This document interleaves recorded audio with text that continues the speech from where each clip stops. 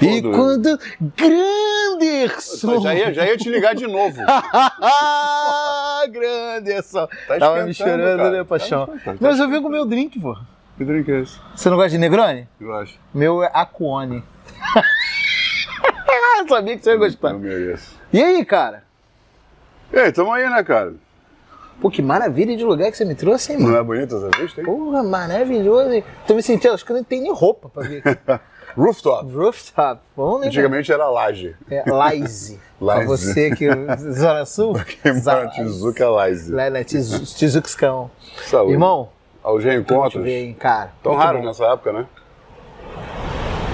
Ainda bem que agora eu consegui encontrar contigo novamente. E aí, cara? Conta aí, como é que estão as coisas? Tudo bem? Tô caminhando, cara. Eu acho que essas coisas estão começando a voltar devagarzinho. Sondagem aqui, sondagem ali. Tô pensando em expandir a loja, inclusive. Que bom, hein, Delivery, cara? delivery. Não, mas arrebenta, arrebenta. Inclusive, semana passada indiquei pra vários amigos, porque Niterói ainda não entrega, mas indiquei pra vários amigos muito legais, todo mundo elogiou pra caramba. Obrigado. Super recomendo. É Parabéns, justamente hein? isso que Parabéns. eu quero, cara. Parabéns. Tentar pegar esses lugares. A gente tem a loja em Botafogo, mas eu quero lojinhas, não lojinhas, mas cozinhas só de entrega para conseguir abranger mais lugares. Tô sentindo um cheiro de bar. Bom, deixa pra lá.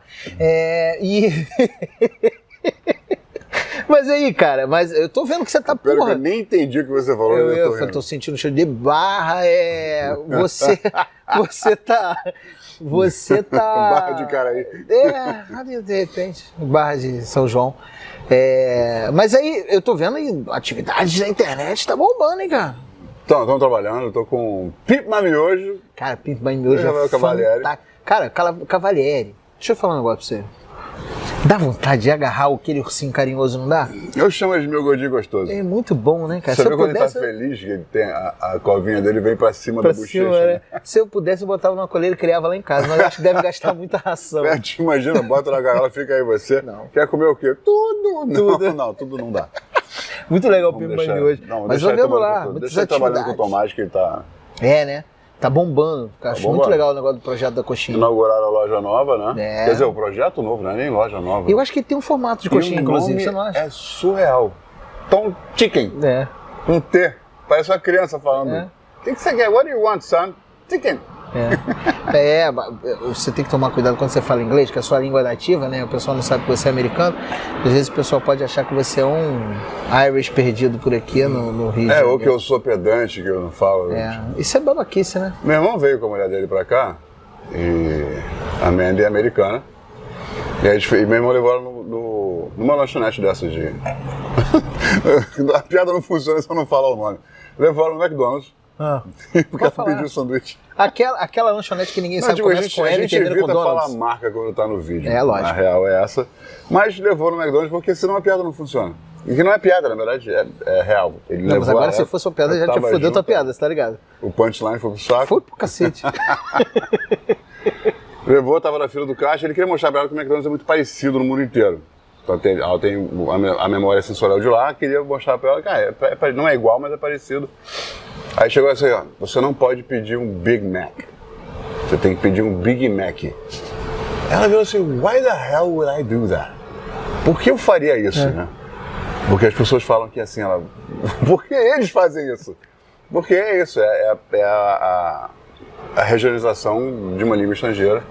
O americano falando português. Brasileiramento, o americano falando português. Fiz o curso de 6 meses para aprender a falar. O americano falando inglês, a gente está acostumado aqui, né, com os imigrantes, quer dizer, com os turistas que vêm e se esforçam para aprender a língua. A gente sabe que a portuguesa é uma das línguas mais complexas, do vocabulário mais extenso. A gente que não valoriza. A gente tem que aprender a falar isso. Eu valorizo, cara. É a minha segunda língua e eu amo o português de paixão. E eu acho que a semântica daqui, enfim, a construção, as possibilidades de construção no vocabulário que a gente tem aqui é tão mais interessante, tão mais...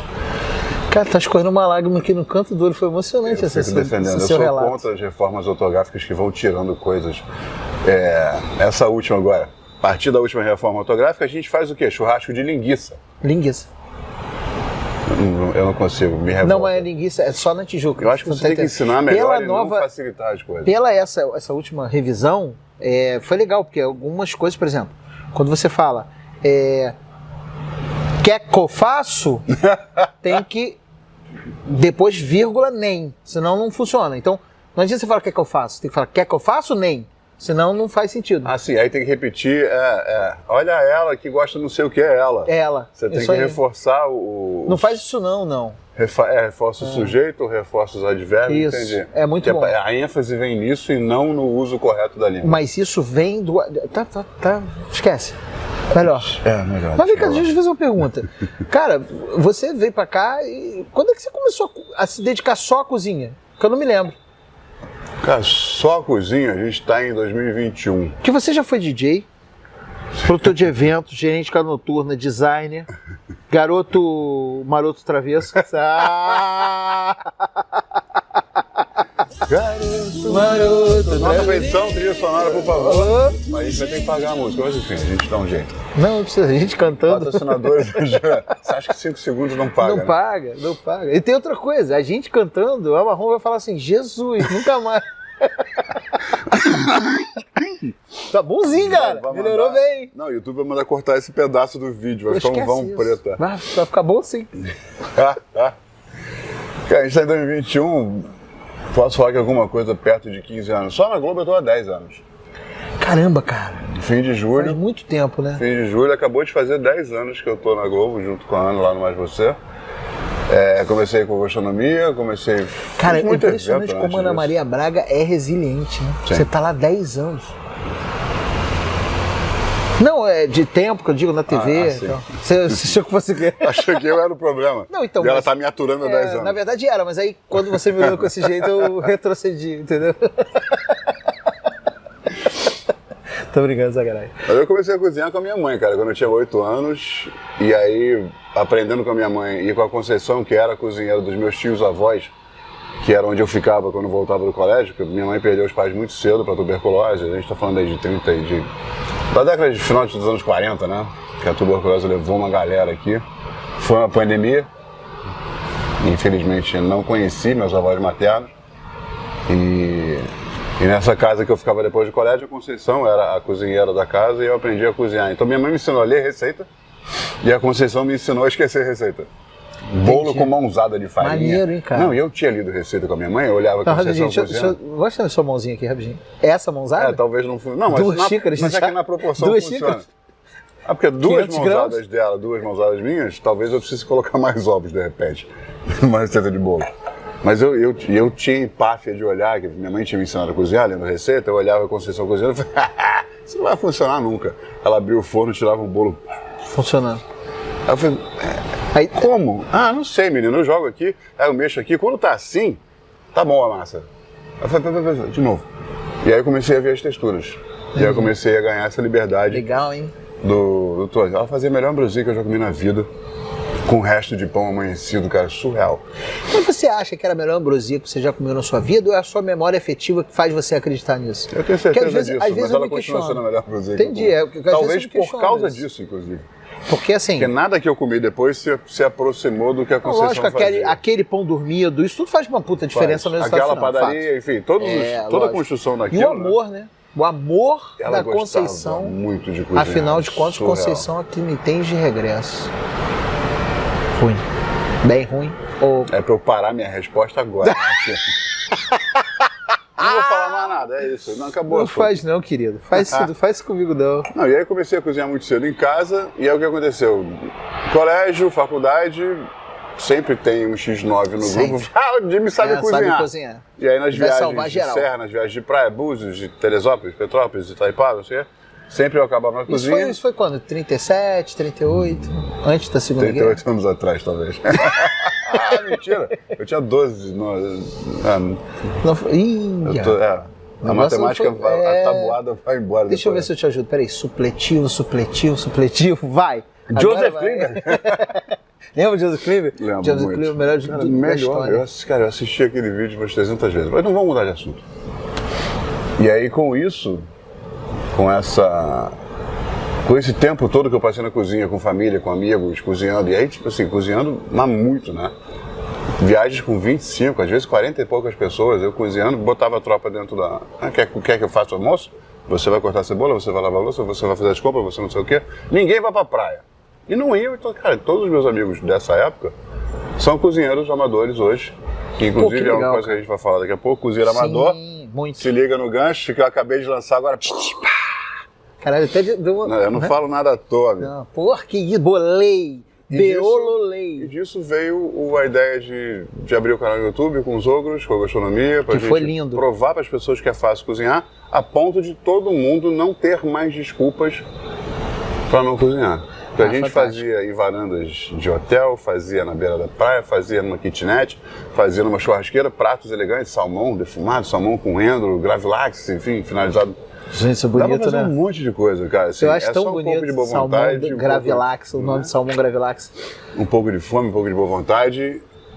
E, cara, a gente está aqui hoje no YouTube. O YouTube é um grande manancial de pesquisa, né? Faz parte do grupo Oráculo do Google. Muito bom, lembrei daquele manancial de paixões. Aquela novela antiga. Não, mas aí, eu quero saber o seguinte, em algum momento, cara, startou alguma coisa assim, eu cozinho. Aí, os dedos duros foram até o final, né? Porque quando você foi pra Ana Maria Braga, foi também um dedo duro que te colocou lá. Foram vários dedos duros. Em 2012, você mesmo falou, eu sou designer, né? Então eu trabalhei, a profissão que eu mais fiquei trabalhando realmente em escritório foi designer, até 2012. Em 2012 eu trabalhava no escritório, e nesse escritório eu entreguei durante um ano tudo que eu aprendi na faculdade de design, tudo. Marca, capa de livro, eu ilustrei, eu editei e publiquei 2 livros para esse escritório, todos os brindes que eles tinham. Isso inclusive bolsa, fiz toda a papelaria, tudo que envolve a marca nova, né? Eu desenho a marca nova, então tudo que envolve isso, envelopes, cartões de visita, aí, uniformes, Porque naquela época tinha isso. Sim.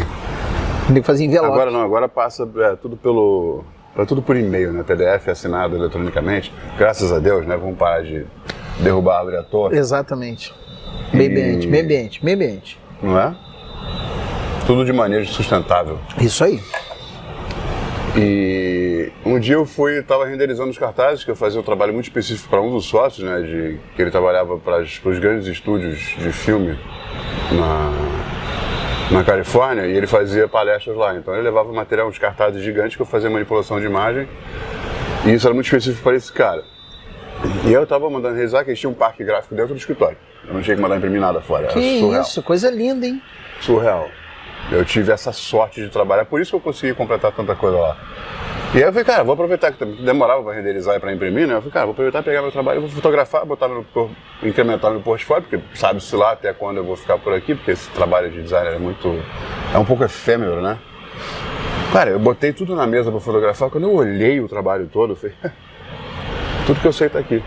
Literalmente, sem tirar nem pôr um pixel, tudo que eu sabia fazer estava naquela mesa. Eu falei, cara, a epifania foi essa, assim, a partir daquele momento que eu entendi que meu trabalho todo foi feito ali, seria mais uma marca, mais um livro, mais uma capa, Se mais repetiria, um site. se repetiria. Seria, porque como eu entreguei tudo no mesmo lugar, eu falei, cara, parece assim, a faculdade te entrega um pacote, você pega esse pacote, larguei naquele escritório.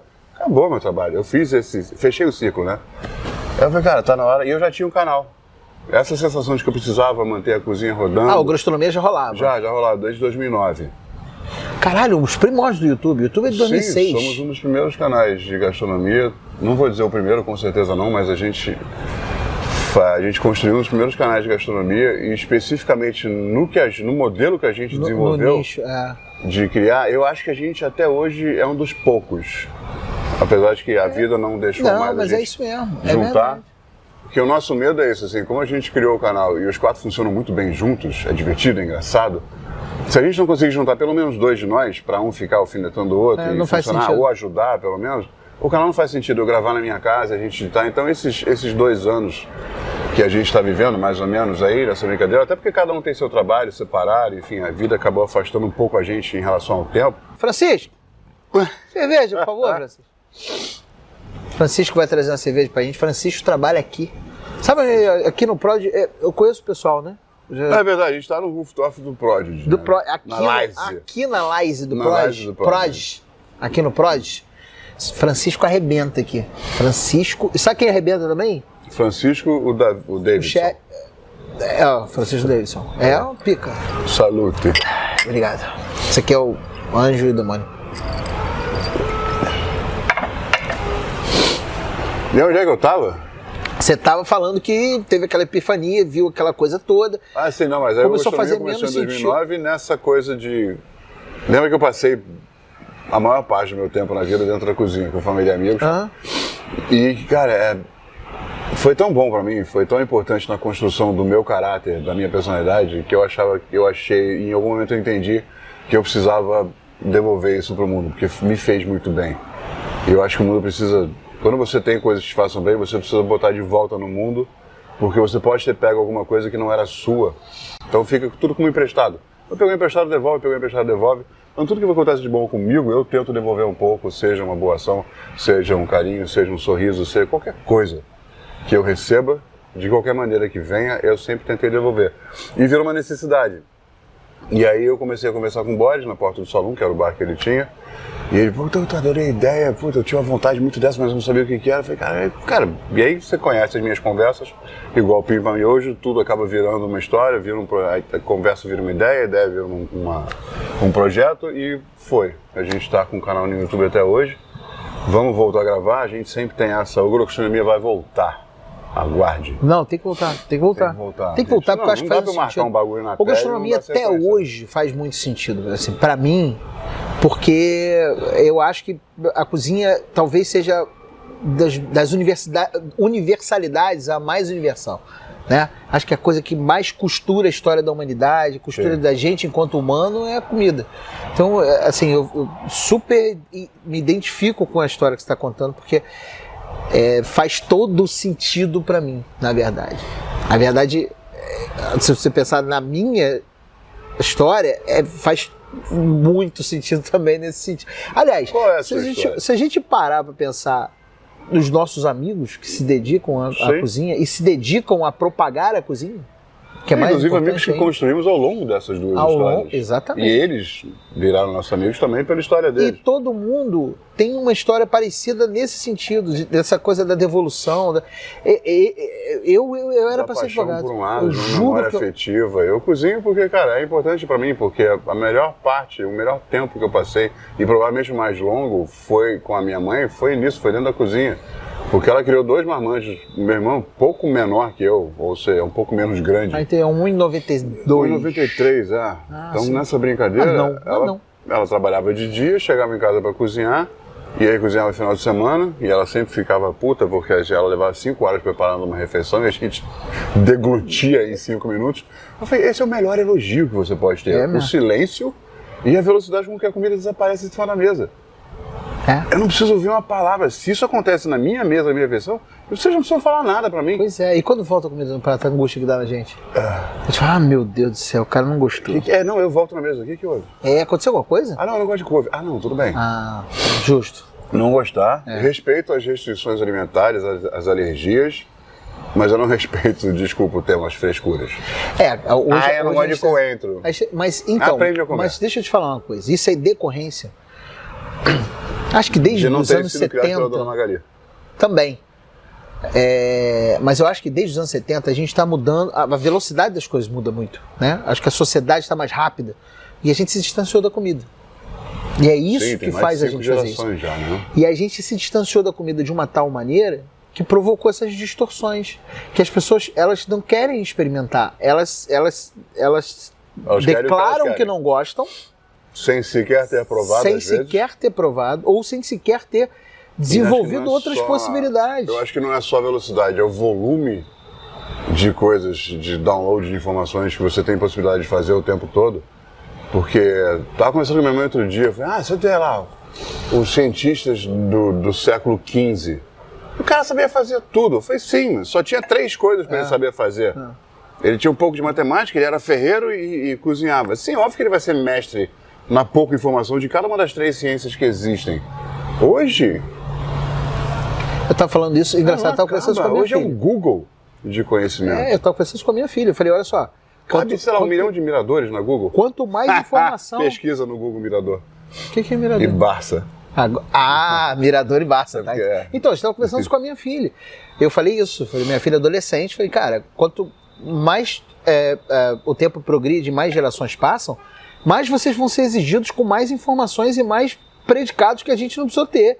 Porque na época da gente tinha computador, a gente não precisava aprender a mexer em computador, não precisava aprender a mexer em nada, a gente foi uma coisa muito nicho, construindo isso com a vida. E a gente hoje é obrigado a saber. Porque a vida porque cotidiana tudo passa pela tecnologia isso. hoje. Aí eu falei com ela. O que veio com esse volume de informação, sem te interromper, só complementando, é que veio uma especialização muito específica. A solução, porque para não ter que lidar com esse volume de coisa, que a moça tocava música e sabia tocar, sei lá, 4 instrumentos. 4 conhecimentos diferentes. Hoje, se você se largar no mundo, se você for querer escolher uma faculdade, por exemplo, são 200 e tantas opções. O que eu faço? E aí você escolhe uma e vive aquilo o tempo todo. E aí você é o melhor naquilo, você trabalha só aquilo, meio que só fala daquilo. E come pelas beiradas, um pouco de moda, um pouco de brincadeira. Mas ali é o hobby, é a diversão. Mas eu acho que isso não consegue mais saber tudo. Fazendo um paralelo com isso que você está falando, eu acho que isso, de certa forma, a gente vive um momento que as pessoas estão se permitindo também ser convocados pelas suas aspirações. O calling, né? Então, eu, por exemplo, eu era para ser advogado. Tudo era para eu ser advogado. E eu entrei na faculdade de Direito. Eu não seria seu amigo. E eu entrei na faculdade de Direito convicto de que eu ia ser advogado. Com 6 meses eu era diretor do diretório acadêmico. Aí comecei a fazer os eventos. E aí tive a oportunidade de já fazer evento em casa noturna antes. Trabalhava com restaurante. E eu falei, cara, fui pro Clube Med. Fui trabalhar no Clube Med, cara. E eu falei assim, cara, é isso que eu quero aqui, cara. Eu passava no Clube Med, eu terminava o dia 14 horas de jornada, porque esse trabalho é pra caramba, anotando o que eu aprendi, o que eu absorvia naquele dia, aquele comportamento, aquelas coisas que as pessoas faziam. E aquilo pra mim fazia todo sentido, porque a reação das pessoas que faziam, aquilo fazia sentido pra mim. E aí eu falei, cara, não vou ser advogado, não tenho a menor condição de ser advogado. Você nunca ia ter essa reação como advogado? Talvez de outra maneira. Mas muito pontual, muito caso a caso, literalmente caso a caso. Agora a gente... Tá. Cara, foi muito boa essa fala, né, moleque? É troco. Troco? É troco, é troco. Sei. A gente veio de carro junto até aqui, eu tô dando troco só. Das coisas que eu escutei no carro até aqui. Então, eu tava ali fora esperando, de sacanagem. E o que acontece? Todo mundo sabe que a abertura foi mentira. Mentira? Sério? É claro. Caramba. Todo mundo quer, tem alguém aqui? Quando você falou a Cone, já que não, quando você falou a Cone, caiu a máscara, caiu a toalha, caiu a minha cara no chão. Mas que nada que não tivesse acontecido antes. Cara, então, e aí eu falei, cara, e aí eu fui ser empresário nesse ramo. Eu com 20 anos abri uma casa, abri uma boate com um restaurante embaixo, uma boate em cima. Sim, que eu frequentei, inclusive. Com 20 anos de idade. Com 20 anos de idade eu abri aquilo... Não, mentira, você tem quantos hoje? Sem saber, eu tô 41. Não parece, eu sei. Não, então, você tinha 20 anos, eu tinha 30, não, eu já não frequentava mais Niterói. Não, Niterói foi Niterói. Não, eu sou do Levi Longe. O Levi Lage que tem uma história muito legal também, que nasceu do Clube Med. Sério? Sério, o Fred, que era o Fred Vinet, já morreu, meu amigo profundo, tenho uma gratidão por ele imensa. Muito amigo, muito parceiro, foi GO do Clube Med, conheceu a Patrícia, a esposa dele, no Clube Med, veio, se mudou para Niterói e fez o Levi Lage. Tanto que no primeiro Levi Lage, na época da inflação ainda, ele usava aquelas bolinhas como moeda. Lembra das bolinhas? Isso, isso aí. E aí eu não entendi nada quando entrei e falou, e tinham vários... Eu falei, cara, já ouvi falar, então. Lá é assim, porque vai na piscina, são as contas que você poder ir para qualquer lugar do clube. Água, agora não precisa ter mais nada disso, não. Agora tem uma pulseirinha lá que é... Mas aqui, e aí o que acontece? Aquilo me mudou de verdade pra mim, assim, minha vida. Porque eu comecei a ter contato com o resultado que aquilo provoca nas pessoas. E aquilo me chamou a atenção. Assim, em loco, né? Em loco. E aí eu falei, cara, quando eu voltei, eu falei, cara, eu recebi uma proposta de ir entrar de sócio numa casa noturna que eu já tinha trabalhado, numa casa noturna que eu falei, cara, eu fui pra lá convicto de dizer não vou voltar pra minha faculdade, eu vou ser advogado. Quando eu entrei... Depois de toda essa paixão que você falou que tinha experienciado... Então, mas aí quando eu entrei, eu achava que aquela não era oportunidade pra mim. Entendi. E quando eu entrei naquela casa, fui andando até o final, o escritório era lá no fundo, eu fui andando e falei, cara, sabendo uma coisa? Vamos pra dentro. E eu fui pra dentro, cheguei pros caras e falei, meu irmão, vim pra cá convicto de dizer não, mas eu vou agora eu quero. Vambora.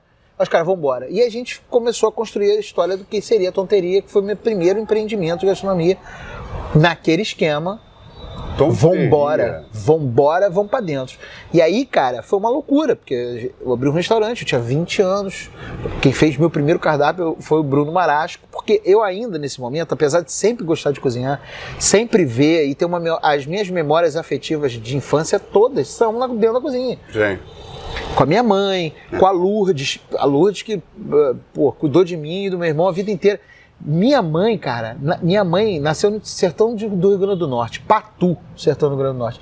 E eu lembro, uma das memórias afetivas mais fortes, inclusive, eu escrevi uma coluna para o Jornal Fluminense falando sobre isso, sobre essa imagem que me vem claramente à cabeça da minha avó no final de tarde, no sertão do Rio Grande do Norte, fazendo doce de leite com leite gordo da vaca. Nossa. Como se fosse assim, agora aqui, eu tô vendo ela na minha frente.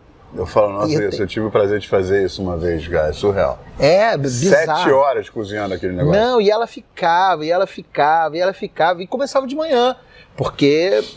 que hora que tira o leite da vaca. Que tira o leite da vaca. E aí era muito legal, foi quando eu vi a primeira vez alguém matar uma galinha, depenar uma galinha, porque eu já morava na cidade, eu não tinha aquilo. E aí... A gente compra na vitrine. Exatamente. E a bichinha assim... Não tem nada errado nisso, gente, mas é isso. Eu negava essa história da cozinha, eu falava assim, não... E eu tinha um sócio que gostava de cozinhar, os 3 gostavam, e um deles falou, não, eu quero fazer um curso para me especializar. E aí eu falei, tá, vai você e um dia eu vou. E eu sempre deixava alguém fazer na minha frente. Só que sempre cozinhando, sempre gostando, até que o momento que eu falei, cara, aquilo me chamou. A vida se movimentou de tal maneira que eu não me vi em outra situação. Ela me colocou em xeque. É aqui que você tem que estar. Você vai botando um peão pra lá, um peão pra cá, é daqui aqui a que pouco. Você tem que estar. E o resto vindo pra cima de você. Né? E é só assim, e é aqui que você tem que estar. E aí eu falei, cara, agora não tem jeito. Agora eu vou pra dentro igual eu fui quando eu peguei lá. Aí nesse tempo eu. Como é que era o nome da primeira casa? Tonteria. E aí eu fiquei 17 anos sendo dono dos meus negócios. A partir dos 20 anos. A partir dos 20 anos. E sendo dono dos meus negócios, alguns sucessos e alguns fracassos. Sim. Tiveram uns retumbantes, coisa linda de Deus, sabe aquela coisa? Você chega bonitão, escorrega e cai de cabeça. Sim, aí fala que nunca mais. Nunca mais eu faço isso. Na semana seguinte você já está em obra. Isso aí. E aí, mas isso foi legal, porque eu digo isso, quando eu, em determinado momento da minha vida, que eu falei assim, não, eu vou me dedicar à consultoria, eu vou deixar de ser dono para ser consultor. Sim. Porque eu hoje tenho uma... Eu comecei naquele momento a ver o seguinte, do mesmo jeito que você via aquela repetição do design, eu falava assim, cara, eu quase tive um burnout, na verdade. Não cheguei a ter um burnout, mas fui parar no hospital 2 vezes. Porque eu era sócio de um restaurante na Lagoa. Eu tinha um bar em Botafogo, eu tinha aberto um Bendito em Friburgo, eu tinha um Bendito em Niterói. O Bendito em Niterói eu cheguei a conhecer. E eu fiquei... Cara, eu descia a Serra de Friburgo dormindo. Batia e voltava, vai lá. E assim, eu falei, cara, não quero isso pra mim. Não quero isso pra mim. Eu falei, vou me dedicar à consultoria, prestação de serviço. Porque o que me dava tesão de mim era ver assim... Uma coisa nova, um cardápio novo, uma casa nova, um negócio novo. Que é difícil você implementar o tempo todo na sua casa. Não consegue. Seria bom, mas é inviável. Exato. E aí eu falei, cara, aquele momento também era um momento que eu queria... Minha filha estava crescendo, eu queria ficar mais perto da minha família, queria ficar perto da minha esposa, que coitada, me atura há 20 anos. E aí eu fico numa situação que eu falo assim, cara, eu vou ter que fazer uma migração na minha carreira e me dedicar a outras coisas. Entendi.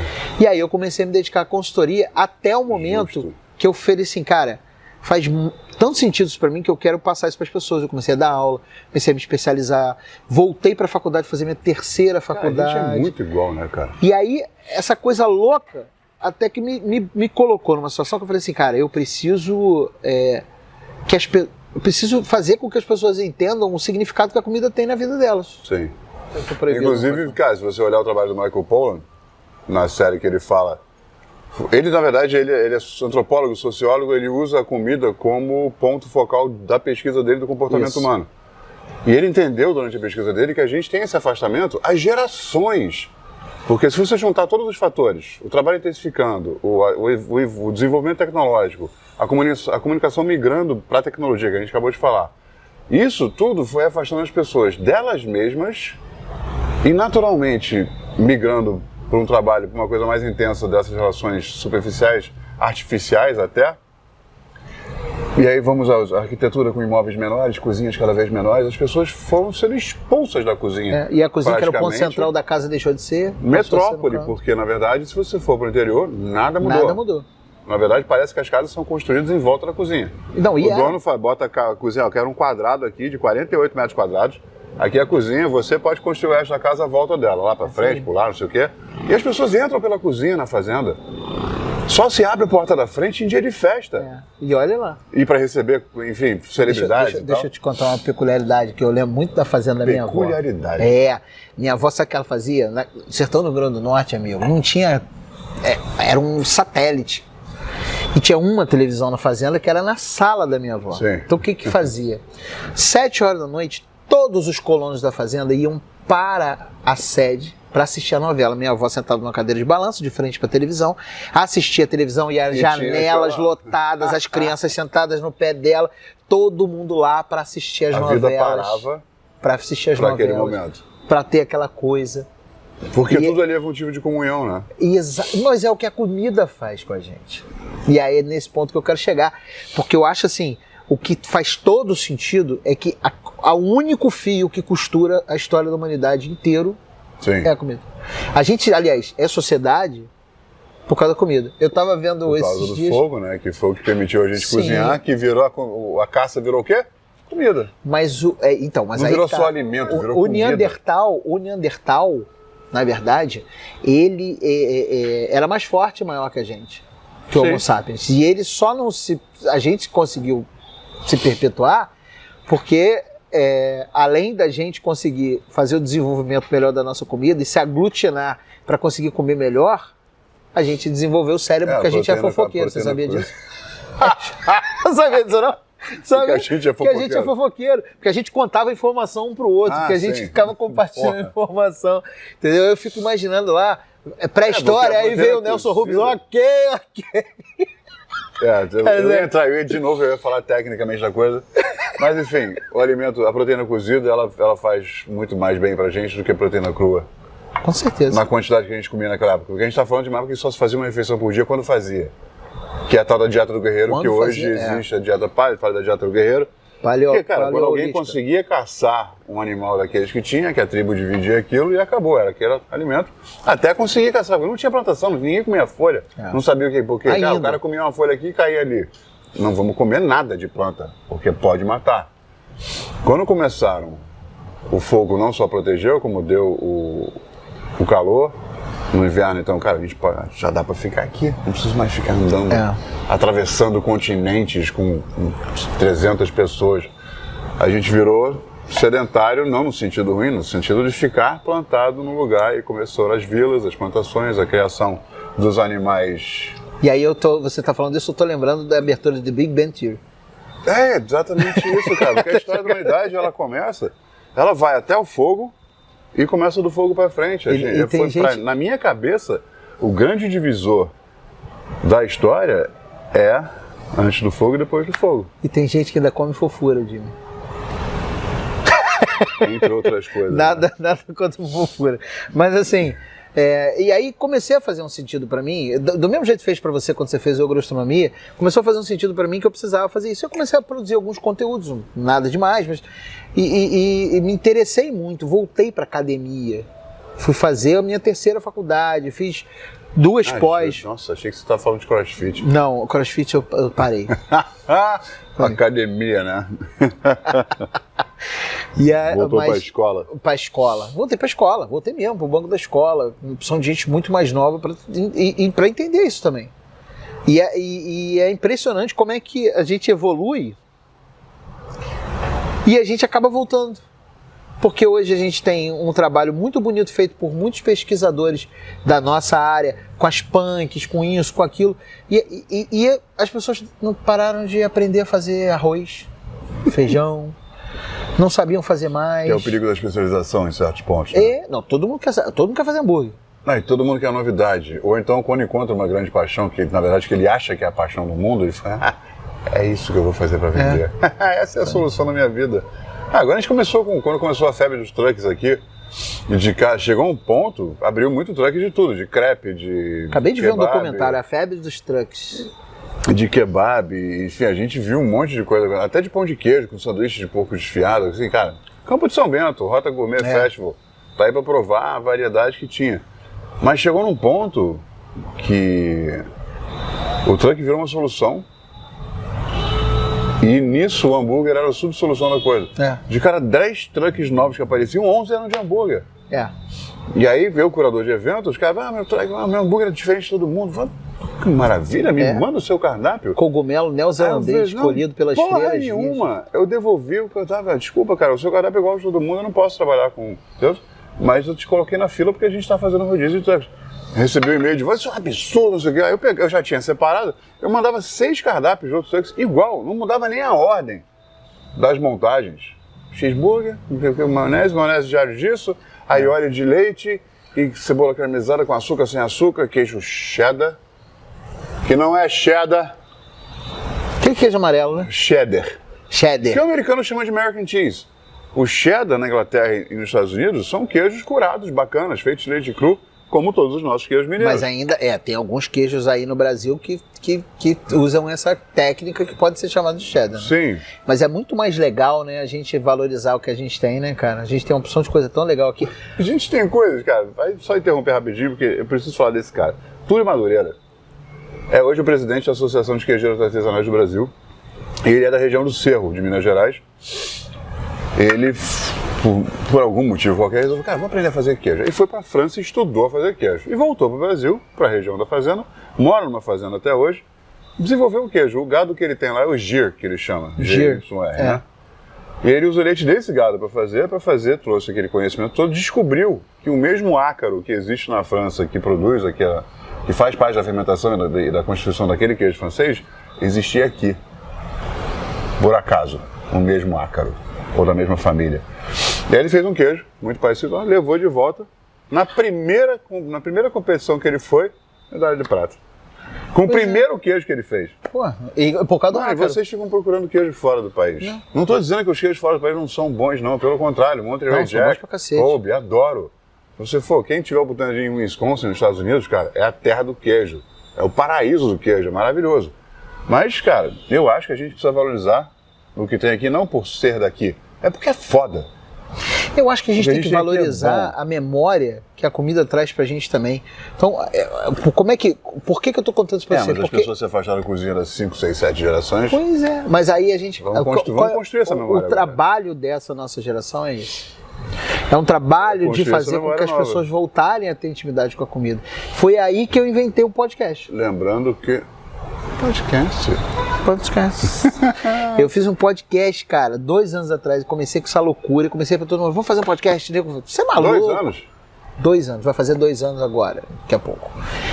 Loucura. Vai fazer 10 anos que eu loucura, 80 episódios, completei agora há pouco tempo, 80 episódios de podcast. Eu escutei no carro, o 80º. 80º, você bolou, Você explicou o que era. Eu tive que explicar o que é o 80º. Eu explico que é o 80º episódio. Eu explico quem não como sabe, é que faz arroz, pô, como é que ninguém vai saber como é que faz 80 episódios, bicho.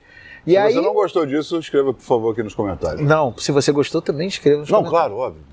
E aí, cara, veio uma loucura que eu falei, cara, eu preciso fazer alguma coisa para as pessoas voltarem a ter intimidade com a comida, eu preciso da minha parcela de participação, né, para eu poder, de alguma forma, contribuir para isso acontecer. Então você fez o Igor Astronomia. Não, eu praticamente, cara, muito bom, cara.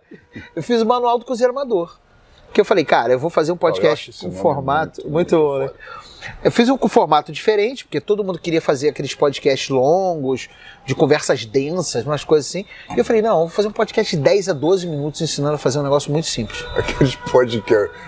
Sabe o que eu me sinto? Vocês escutam aqueles podcasts longos, de conversas densas? Parece que minha cabeça virou um bebê recém-nascido. Você fica meio bobo, né? Pescoço bobo. Não consigo. Cara, e aí eu fiz um podcast de 10 ou 15 minutos, no máximo. Você escuta indo pro trabalho e aí você aprende a fazer uma coisa que você jamais imaginou que fosse capaz de fazer, porque para você era muito difícil. E desmistifica isso. A perda da intimidade trouxe isso, né? As pessoas... E eu acho que o que a gente fez como chefe de cozinha, como cozinheiro nos programas, o que a gente deixou acontecer, que não está errado por causa do modo que a gente faz, porque a gente monta mise en place. Então tudo que a gente monta, não seja nos programas de TV que está lá a Cebolinha e Bruno Aze, a Juliane da Cenoura, quem não tem intimidade nenhuma com cozinha, nenhuma, aquilo é uma barreira. O garoto acabou de sair de casa e foi morar numa república. Alugou uma kitnet em Copacabana para vir estudar no Rio de Janeiro. Como o Guto, por exemplo, foi o que ele fez. Foi o que ele fez. Veio de Volta Redonda. Veio de Volta Redonda. A sorte dele, que Dona Heloína sempre ensinou ele a cozinhar, então ele já veio capacitado. Ele se virava com o que ele tinha. Mas uma pessoa que não tem nada, ela olha aquela Bruno Aze ali, aquela cebolinha, e fala, eu não sei cortar cebola assim, eu não vou conseguir fazer receita. Por causa de um ingrediente, por causa da falta de intimidade, ela assiste aquilo como entretenimento. Então, a receita não é uma possibilidade, a receita virou diversão. Aí eu fico te perguntando, por exemplo, tem muitas pessoas que têm um papel fundamental nesse processo, a Rita Lobo, por exemplo, várias outras pessoas, mas por isso que eu me questiono, o pessoal sempre pergunta, você gosta desses programas, Masterchef, Mestre do Sabor? Eu acho que eles têm uma participação fundamental para fazer o desenvolvimento de quem já cozinha, se interessar por fazer coisas diferentes e quebrar o paradigma do que está acostumado a fazer, né? Sim. Gente, porque o que é a cozinha se não misturar sabores e texturas? Sim, a única diferença dessas competições é que envolve velocidade, pressão, gente gritando no seu ouvido, mas está tudo sendo feito do mesmo jeito. Mas aí, em determinado momento, aquela primeira temporada do Masterchef foi um sucesso absoluto, aquelas primeiras... quer ver? Primeira temporada do Top Chef americano. Primeira temporada do Top Chef americano. Top Chef americano é tipo triatlon. Não. É foda. Cara, eu acho que aquilo, de alguma forma, criava uma barreira que eu falava assim, como é que eu vou colocar um purê de banana da terra com peixe? Isso há 8 anos atrás, eu olhava, cara, um purê de banana da terra com peixe. E a pessoa não se liga que ela não tem que fazer aquilo. Não, pois é. Ela tem que aprender a fazer o purê de banana. Tem que fazer arroz. Feijão. Seja. O episódio do feijão é o mais ouvido. Os dois, né? Porque eu dividi em 2 episódios. Quando vocês fizeram o Boia, cara. Como a gente fez quando fez o Boia. Eu, o Alan e o Rodrigo Cossati. O Alan Salles, que é o chefe do... Eu gosto de falar isso. Chefe executivo. Chefe executivo do Comitê Olímpico Brasileiro. Responsável pela alimentação do time Brasil. Hoje morando, exatamente, em 4 cidades diferentes. Pica. Ele construiu a cidade, manda fotos todo dia agora. O cabelo dele vai até crescer, você vai ver. Não vai, não. Não tem mais jeito. Se ele tivesse algum, ia cair o resto agora. Acabou tudo. Cara, então, e aí o episódio do feijão é o mais ouvido até hoje. As pessoas têm medo, não sabem fazer feijão. Essa semana mesmo veio o menino pra mim e falou assim, Igor, me ensina a fazer feijão, porque eu só sei refogar o feijão. Eu falei, cara... Já sabe tudo que precisa saber, porque o resto é água, sal e feijão. Mas... Eu tenho medo de usar panela de pressão. Eu falei, cara, existem as panelas de pressão hoje, são super modernas, dificilmente explode. Você tem que fazer muito esforço para explodir uma panela de pressão hoje. Você pode incrementar a sua conta de gás em R$4 e fazer um feijão bacana, porque é 2 horas e meia para cozinhar. Acabou. Não se preocupa. Ninguém te obriga mas não. Água evapora, coloca mais, não tem problema. Ninguém te obriga a fazer isso não, gente. Você pode fazer de várias maneiras diferentes. Mas ele tem razão, as panelas de pressão hoje, aquela da vovó, que a tampa entra por dentro e você fica aí, a borracha tem que estar hidratada, enfim... Não, as fábricas hoje lançaram umas com 5, 6, 7 travas. O aço é de 3 milímetros. O aço não. O alumínio forjado é de 3 milímetros. Tem 5 válvulas de segurança. Vai acontecer tudo com aquela panela, menos explodir. Não vai explodir. Não, a primeira válvula você sabe como é que explode? Porque o nego fala assim, eu vou tapar aqui o negócio com um garfo, com a colher. Isso não pode ser sério. Eu já vi muito. Vou botar aqui, a borracha não tá pegando direito, vou fazer um caos com garfo. Essa hora que a gente começa, começa a consertar o que a gente acabou de falar, todo mundo pode cozinhar? Talvez não. Talvez não. Que não dá. Mas então, e aí, cara, eu comecei a viajar com esse negócio do podcast, o podcast já tem 2 anos, eu tô feliz pra caramba com isso. Manual do Cozinheiro Amador. Mas era só áudio. E aquele lance assim, falei, eu queria fazer mais alguma coisa. Né? E foi pra isso que eu te chamei aqui. Então. Mentira, porque a gente veio junto.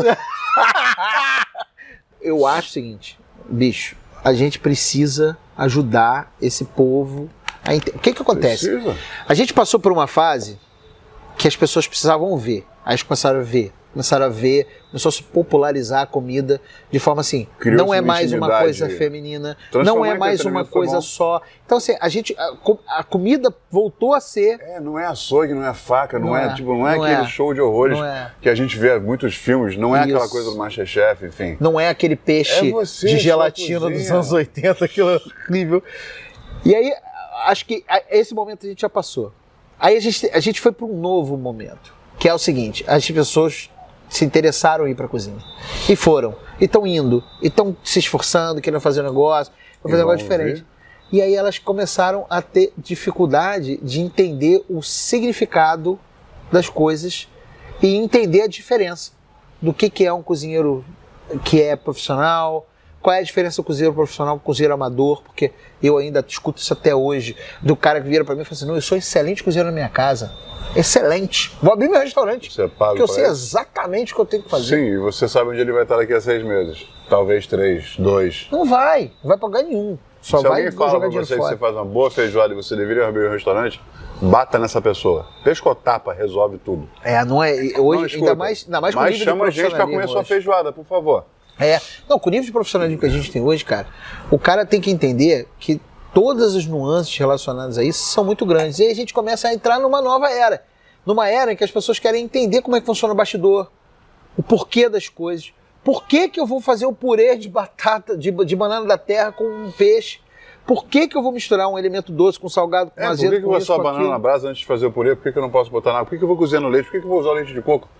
Exato. E aí começa a vir essas dúvidas. E aí começa a vir, porque... Até porque as possibilidades são infinitas, né? Exato. E quando você começa a descobrir o porquê das coisas, as possibilidades se abrem cada vez mais. Quanto mais se sabe, mais se tem a certeza de que tem muito mais coisa para saber. A magia do vídeo. O que apareceu aqui? A gente tá falando de comida, uma hora tinha que aparecer comida, né? Pô, chefe André, cara, aqui do André. Prod, mandou pra gente uma brusquetinha. Obrigado, André. Andrezão. Não, mas aí já foi descansar. Já foi embora, tem 45 minutos, eu tô dando tchau pra ele. André, obrigado. É o que vocês acham que assim a gente senta, fala, sai e é assim que sai o vídeo. Não, tem coisas acontecendo. Mas apareceu de repente, né? Fica de olho no Instagram que a gente vai mostrar os bastidores pra vocês. Bastidores. Mas o que eu tava falando antes de a gente interromper e antes da comida aparecer mais De repente. O exemplo sobre as possibilidades da gastronomia. Um exemplo que eu dou muito em aula, uma senhora me perguntou uma vez num festival gastronômico em Santa Teresa, na Serra do Espírito Santo. Ela falou o seguinte, eu gosto muito de Ela cozinhar. levantou a mão? Levantou a mão. Entendi. Tinha 200 pessoas na aula. 200 pessoas na aula. Muito sick. Festival gastronômico. Você arrebenta, né, moleque? Na rua. Tu é pica Não, das galáxias. eram 22 Você é tão chefes. pica das galáxias que você é em francês, é piqué de la galaxie, de tão sinistro que tu é, brother. Na moral. Expressão criada pelo filósofo francês Jaci Borro. Já se borrou. Que era primo do filósofo japonês. Fugiram na Kombi. Fugiram na Kombi. Que era irmão do Mijaram no Muro. Mijaram no muro, que era primo e irmão dele, na verdade. Entendeu? Foi criado juntos. Infelizmente, o irmão mais novo, que foi pra bandidagem, era o Sataru Caixa. Então, mas agora já passou, né? Não dá mais. Não, eu vou seguir, eram 4. E ela levantou a mão e falou, cara, eu gosto muito de cozinhar, mas meu marido e meu filho gostam muito da comida, eu tenho dificuldade muito de pensar em receitas pro dia a dia, pra não repetir e tal. Ela falou, a senhora tem uma série de livros que você pode também vir comprar. Inclusive tem o clássico nosso, brasileiro, Dona Benta. Fantástico. Tem 1.500 receitas, sei lá. Acabei de resolver 4 anos de receita pra senhora. Da página 1 até a página 855, nunca mais repetir receita. Mas vamos pensar no seguinte. Uma receita, vou pegar o exemplo mais simples que eu posso pensar, que é o escabeche. 3 ingredientes, sardinha, cebola e tomate. Basicamente, uma parte de vinagre, 3 de água. Você bota na panela de pressão com os temperos que a senhora quiser e aí a diversão é sua. 20 minutos de pressão, escorre, bota no azeite. 6 meses de prateleira, sem geladeira. Uma receita. Mas... se eu puder pegar essa cebola, por exemplo, e pensar nela antes de colocar na panela de pressão. Cebola em pó, cebola... Só para eu fazer meu ponto. Quanto tempo você demorou para dar a receita de escabeche agora? 35 segundos. 35 segundos. E continua, depois eu vou voltar. Se a gente quiser brincar com a cebola, estão colocando cebola empanada e frita dentro do hambúrguer, por que não colocar no escabeche? Se é uma cebola desidratada, uma cebola caramelizada, uma cebola forneada, enfim, 5 possibilidades. Já são 5 possibilidades da mesma receita que a gente está falando, usando só 3 ingredientes. Se eu fizer a mesma coisa com tomate seco, extrato de tomate, tomates diferentes, combo de tomate cereja, 5, vamos lá, 5 possibilidades, 5 vezes 5, porque já é fatorial, 25 possibilidades. Eu sei. Ainda estou usando só 3 ingredientes e estou falando assim. de uma receita só. Se eu conseguir a mesma coisa com a sardinha, são 125 variações. Eu só estou usando 3 ingredientes e estou falando só de uma receita. Eu acabei de dar 4 meses de comida para a senhora E a gente só usou 3 ingredientes. Pensa no que existe só no Brasil de ingredientes. Pensa no que existe de possibilidade de trato desses ingredientes, porque vai muito além de 5. E ela sim, né? Eu falei, mas o livro da Dona Benta continua ali na venda, você pode comprar. Isso porque você nem falou de técnica, só falou de variação do próprio ingrediente. E a questão está justamente nisso, no que você tem de experiência, do quanto você sabe manipular, trabalhar cada um dos ingredientes antes de você começar a fazer uma receita. E aí sempre tem um Joãozinho lá atrás, o último da fila, o último da sala, lá no cantinho esquerdo, perto da janela, que ele fica com o braço assim, estourando bola de chiclete. Quando você sai... Bola de chiclete há muitos anos 70, início dos anos 80. Bubalu, o Vilaranja. Não, é Plock Monster do Vilaranja, Bubalu é de morango. Bubalu recheado. Aí, quando você sabe que alguém grita aê numa hora, você sabe que ela vai merda, né? Eu falei, pô, não? Essas possibilidades aí, uma hora acabam. O que você quer dizer com isso? Tem 5, de repente 7, talvez 20 possibilidades de tomate, mas uma hora tem um limite disso, do quanto você pode trabalhar o tomate. Eu falei, sim, você tem razão, concordo com você. E aí faz o quê? Aí eu tiro da panela de pressão e vou para a panela de barro. Eu tiro da panela de barro, vou para o forno. Tiro do forno, vou para o forno elétrico. Vou para o forno a gás, vou para o forno a lenha, eu vou para a lareira, vou para o fogo de chão. Acabei de dar para você 2.750 possibilidades e eu ainda usei só 3 ingredientes e estou falando só de uma receita. Essa parte de Joãozinho é inventada, mas ela é para entender a escalabilidade desse processo. É a parte mais legal da história. Mas é por isso. Você é bom nisso, cara. É isso que a gente faz de contar, de como é que as pessoas podem e de criar um interesse. Se eu consigo, com 3 ingredientes, fazer metade do que eu acabei de falar, cara, olha o mundo que a gente tem perto, na nossa frente, para trabalhar. Pois é, e as pessoas estão tão agarradas nas verdades absolutas que viram fatores limitantes que acabam se impedindo de fazer isso. Por que eu estou falando isso? Porque na hora que eu perguntei assim, quanto tempo você demorou para dar uma receita de escabeche? 35 segundos. 35 segundos, e aí que nasceu a história do Malandro Cozinheiro Amador, porque eu encontrei com um amigo no supermercado, ia ser dia 11 de junho. Não, eu falo. Obrigado, presente para mim, né? Não, eu encontrei com ele dia 11 de junho, ele virou pra mim, eu falei com ele, você vai fazer, tá aí? Não, eu vou fazer um jantarzinho, dia dos namorados. Vou fazer isso aqui. Eu falei, não faz isso não, faz assim, pega esse negócio aqui, pega esse aqui, rapidinho você consegue fazer. Em 5 minutos eu ensinei pra ele como é que ele ia fazer um risoto. Dentro do mercado? Dentro do mercado, corredor, conversando, trocando ideia. No áudio? Não, aqui, na conversa. E aí ele fez o risoto, que é o risoto que ele diz que é um risoto que ele casou. Com essa mesma namorada, e é o risoto que ele faz pra ela até hoje. E era uma coisa assim, não é porque eu sei ensinar em 5 minutos, não, cara, é porque quando a gente normaliza o negócio, a gente reaproxima e fica bonito. E aí agora, a nossa missão mudou um pouco, porque acho que a gente tem que reaproximar as pessoas do processo. Sim. Não é só da comida. Do porquê, da história, da coisa toda. Do bastidor. Por isso que eu acho que a gente tinha que fazer alguma coisa que evoluísse só do áudio e fosse para um vídeo, por exemplo, e a gente pudesse conversar. O vídeo tem mais possibilidades. A gente não precisa só conversar, a gente pode fazer um monte de coisa. Que loucura. Não, o que eu acho que a gente pode fazer é o seguinte, cara. Chamar as pessoas que fazem gastronomia para conversar sobre isso. Só tem nós dois aqui, podia ter mais um aqui no meio.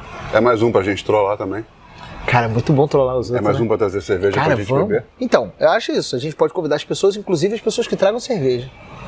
Né? Não é uma boa? Não, se você for convidado para vir para cá, traz cerveja. Ou pode trazer o meu drink. Isso, pode trazer o Aquone. Aquone. Fantástico. Mas eu acho que a gente tem que conversar com essas pessoas. Eu nunca vou perdoar. Imagina se a gente faz uma parada dessa. Imagina se a gente faz um podcast de entrevista, sim, que seja um negócio assim, descontraído, a gente aqui, trocando uma ideia despretensiosa, batendo papo. Como a gente acabou de fazer aqui, contando a história. Contando, de onde veio, né? Conversando com uma pessoa que as pessoas não sabem que fazem a alegria delas. Uma pessoa da gastronomia. Ia ser maneiro, pessoa... né? Vai ser, eu acho que vai ser animal, cara. Mas você sabe que tem uma galera que é envergonhada, né? Não, mas aí não tem problema. A gente, o que a gente faz? Aqui a gente é sem vergonha. A gente é sem vergonha pelos outros. Dá um susto logo que chegar, dá uma sacudida. Eu acho que a gente podia ter uma ideia bacana. A gente pode começar fazendo uma pergunta indiscreta de humor questionável.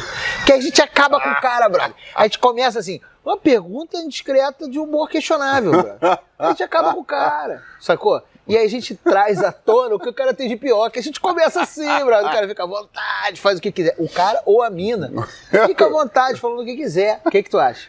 Pergunta, eu acho que a gente tem que, inclusive, transformar isso num quadro Eu Já acho. é uma tradição. Não, por mim já é tradição. Eu já vi, já é tradição. A gente nem começou a fazer, já é tradição. Vai ter uma voz Vou narrando no pedir, fundo. vou mandar um e-mail pro cara que dubla o irmão do Jorel. E vou pedir pra ele fazer uma vinheta. Pergunta indiscreta de humor questionável. Caralho, vai ficar demais, brother. E aí bota uns letras daqueles tipos de casa de varejo, Que é bom. que tem muito na televisão. Pergunta indiscreta de humor Muito bom, questionável. muito bom, fantástico. E a gente começa assim, cara. E a gente deixa as pessoas à vontade, porque muitas vezes esse cara tá Deixa atrás do ela falar, balcão. né? Deixa ela contar a história. Contar, e a gente Se a gente vai... vê que ela esqueceu alguma coisa, a gente vai lá e pergunta, mas... Pergunta, mas eu acho legal o seguinte também. Eu acho que, pô, a gente vai falar de gastronomia. Sim. Não vamos cozinhar, vamos trocar ideia, vamos conversar.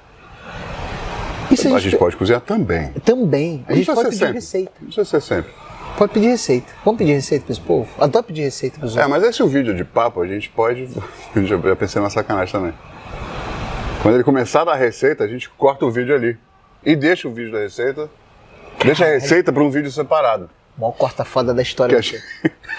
Porque minha avó fazia...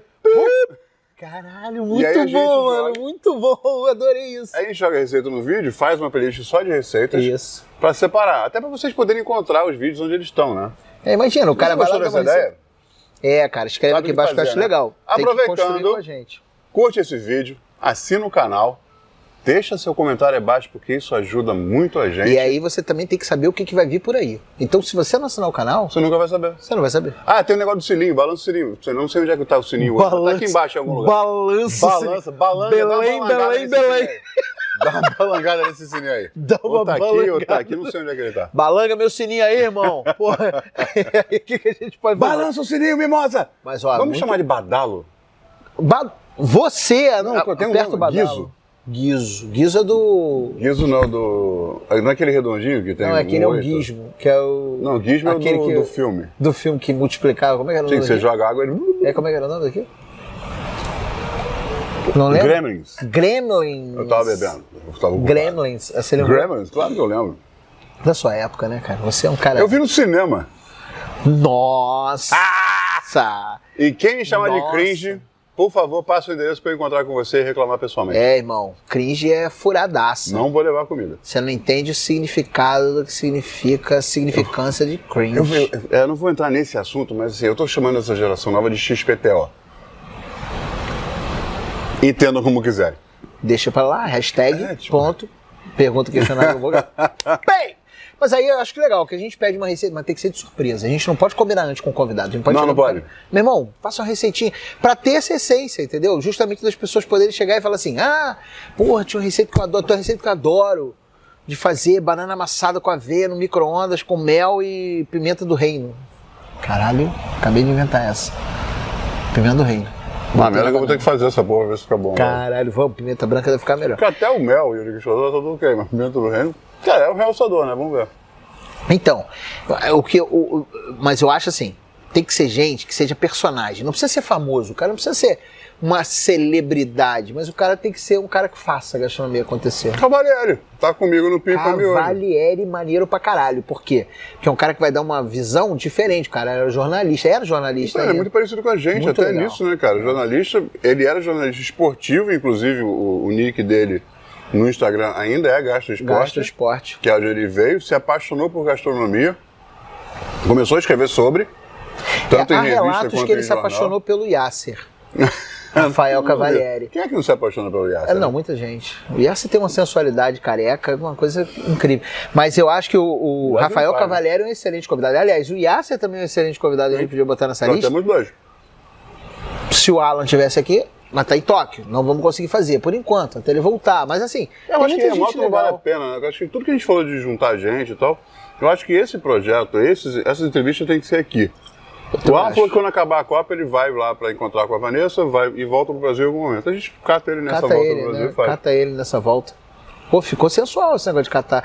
Sabe o que eu acho que a gente pode fazer? Cata ele, dá uns cascudos Não, naquela mas eu acho que a careca. gente tem que chamar. Acho que tem umas figuras que são assim. Tem uma importância tão grande pra gastronomia do Brasil. Toma aqui um guardanapo, porque eu Obrigado. sei que você tá passando perrengue aí com o dedo todo cagado. Que eu acho que são importantes. Tipo, Rolando Massinho. A gente tem que chamar o cara. Mano. O cara foi o precursor do movimento food truck no Brasil, sem querer. Pra quem não conhece, primeiro truck, o Brasil era uma Kombi, Uma Kombi. na Sumaré, em São Paulo, e vendia massinha. E o nome não foi nem ele que deu, o nome foram os clientes dele que deram numa sacaneada. Passou, bom, eu vou deixar ele contar essa história quando ele vier aqui. Não, deixa ele. Agora, tem uns caras que a gente pode trazer, inclusive, de São Paulo pra cá, pra gente conversar, de outras partes do Brasil. Acho que a gente, inclusive, pode dar uma viajada, hein? Massinha a gente tem que aproveitar porque ele tá morando aqui, né? Por enquanto. Então, tem que aproveitar pra logo. Massinha é novela da Rede Globo. Tava em Florianópolis há pouco tempo, agora tá aqui, voltou pra São Paulo. Eu acho que ele é garoto de programa. Mas deixa de conversar sobre isso quando a gente chegar aqui. A gente conversa sobre. Mas eu acho, cara, que a gente também tem que trazer essas figuras que são emblemáticas, assim, muito importante. Agora, sabe o que eu acho, cara? Eu acho que a gente tem que trazer à tona o sentimento dessas pessoas. Então, eu acho que você é bom nisso pra caramba. Tinha que fazer aquelas perguntas rápidas. Queima roupa. Pinga fogo. Raquetada. Tipo ping-pong, só que. Tipo um ping-pong. Ping-pong de cozinheiro. Ping-pong de cozinheiro é fácil. Tipo ping frita. Da cozinha mineira. Ping frita. Ping frita. Ping frita eu não vou usar porque eu faço com a Andressa já, Cabral. É verdade. Inclusive os dois. Já cata os dois, Pode. Inclusive, podíamos chamar juntos os dois, porque acho que o casal acho legal pra cacete chamado de 2 em 2. Por exemplo, ele pode chamar a Kátia Bianca. Kátia Bianca. Pode ser interessante essa relação de mãe e filha, num conglomerado de gastronomia. O Strogô também. O Strogô. Lierson pai, Lierson filho. Lierson Mattenhauer. Lierson Sênior, Lierson Júnior, igual o programa de moto. A gente tem que falar alto com o Lierson que tá ficando meio moco, né? Não entendi o quê? Boa. Não, desculpa, foi mal. Mas eu acho assim, cara, esses personagens que a gente tem que trazer. Ele tem que ser legal. Inclusive é o seguinte, pedir ao pessoal, cara. Se você tem um personagem legal que você queria ver conversando com a gente, coloca aqui embaixo, escreve aqui embaixo, convoca. Tem alguém que você queira conhecer mais intimamente? Nossa. Manda pra cá, manda o nome pra cá, que se a gente não conhecer, existe uma grande possibilidade de a gente já conhecer. Mas há muito tempo, inclusive conhecer da época do cabaré e tudo. Esse negócio é muito maluco, né, cara? A gente fica criando essas utopias, esses projetos, essas coisas, e a gente não... Que nome a gente vai dar nisso? A gente tá falando de comida, né? Eu sou americano. Food.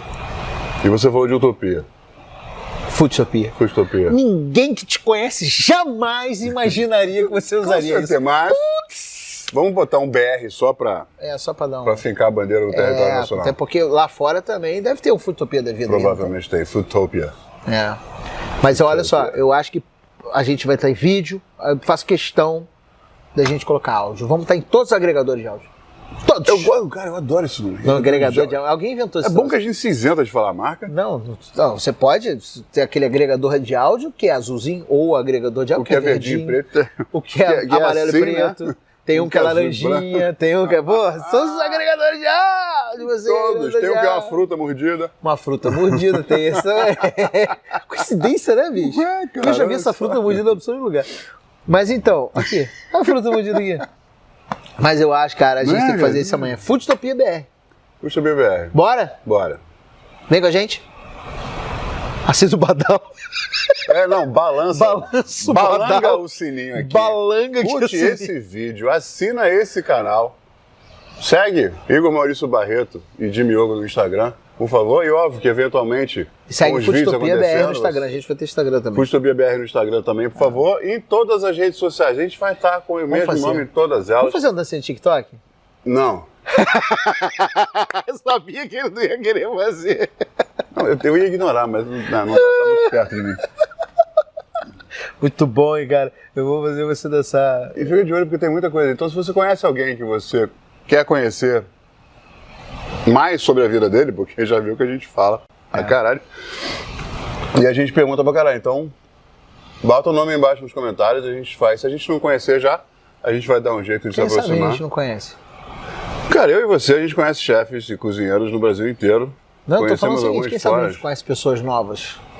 Tem isso, eu quero mais conhecer pessoas novas, né, cara? E tem muitas... Uma das coisas que a minha profissão me deu, não só como jornalista gastronômico, como cozinheiro e chefe de cozinha, foi ter ídolos meus antigos hoje como amigos pessoais.